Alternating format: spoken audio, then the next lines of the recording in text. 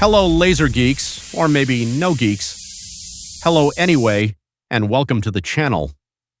In this video, I will explain what the graduations on the laser gun tubing represent. Zoom in on the diagram. I sketched the 150mm focal setup and the beam profile as close as possible to the real wobble width. Once the tube is seated in the gun and aligned with the markings, the 0 position represents the factory focal point. When the tube is seated at the 0 mark on the Relfar gun, that's give you the 150mm focal distance. Let's measure it from the lens to the material.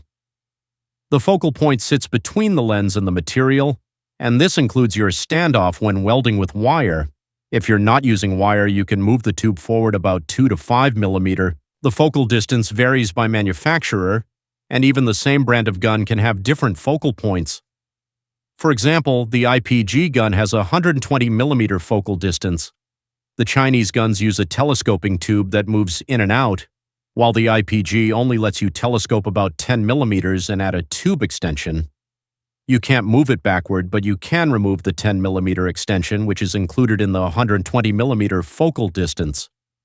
When you move the tube in or out, you're not changing the focal distance, you're only changing the focal point relative to the tube. So once again, with a little more detail, the markings on the laser gun tube indicate how far the nozzle assembly has been moved forward or backward relative to the factory set focal point. The 0 mark represents the designed focal distance, where the beamway sits exactly at the material surface. How the adjustments affect the beam? Forward movement toward the workpiece. The beam begins to bloom before reaching the material, widening the spot and reducing power density. This is useful for softer edges, surface work, or when you need a gentler interaction, for an instance, brass or bronze welding, so you don't blow out the zinc or tin instantly. Backward movement, away from the workpiece. The beamway shifts deeper past the nozzle, allowing you to reach into tight spaces where the tip cannot physically fit. Power density increases at depth, but you must maintain awareness of the true focal length. Operator use cases.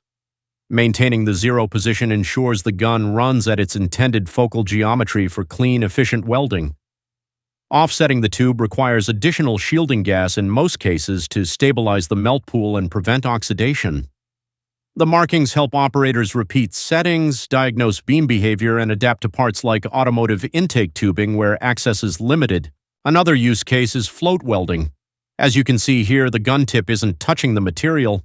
I'm just holding the expected focal distance and fusing the metal with no wire involved. For real cleaning, you have to replace the lens with a concave lens, and it's almost always an f100. You also have to use an aperture or the cleaning tube while cleaning. So once again, the graduations on the tube have the 0 mark, which is the 0 deviation point from the original focal length. When you move the tube forward, your beam is blooming at the material. When you move the tube backward, you can essentially reach into areas where the tip doesn't fit. In this case, you need to be aware of the focal length and try to hold the gun at the factory focal distance, and in most cases, you'll need to deliver additional inert gas. This is very useful when welding automotive intake tubing where space is limited. I hope this helps to understand the tube markings on the laser gun. Let's cover the lenses briefly. Most of the small D20, D25 focusing lenses use a very simple marking system that combines 3 pieces of information: orientation, mechanical thickness, and system focal length. The markings look cryptic, but they follow a pattern once you break them down. The lens usually tells you its focal length. It has a marking, often the Greek capital lambda, L, or a V-shaped mark, and a number. For example, 4.5 is the lens thickness, and 150 is the focal length. The Greek L or the V shows the direction the beam should travel through the lens. You can buy the lenses from Amazon, it's same source as any name brand, coming from the same factory, and you can save up 50%. Or if you order from AliExpress, your saving is even larger, but the wait time is somewhat longer. DMK Laser is one of the largest laser equipment parts retailer. They even have their own laser equipment. Now let's talk about my custom laser welder. This unit operates as a multi-mode laser platform built around a next-generation Max Photonics bright source module featuring a 50% reduction in physical footprint and a fully internalized cooling system, with all fans integrated directly inside the source enclosure. The module delivers a 2 kilowatt peak output through a high-brightness 20-micron fiber core, enabling deep coupling, high power density, and stable thermal behavior across welding, cutting, cleaning, and battery tab applications. The system supports 17 independent motion patterns, 7 welding geometries, and 10 cleaning geometries, all of which can be reassigned across operational modes including oxide removal, rust removal, paint stripping, surface conditioning, and general cleaning.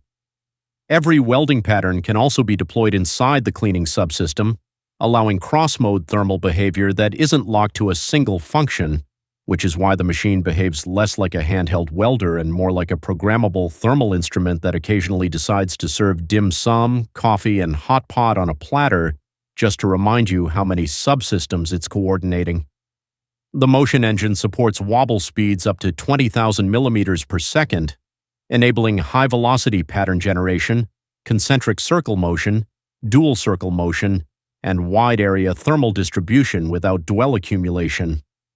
Wobble width is fully adjustable from true zero to wide field coverage, and wobble frequency can be driven from low-frequency puddle shaping ranges all the way up to the machine's upper limit.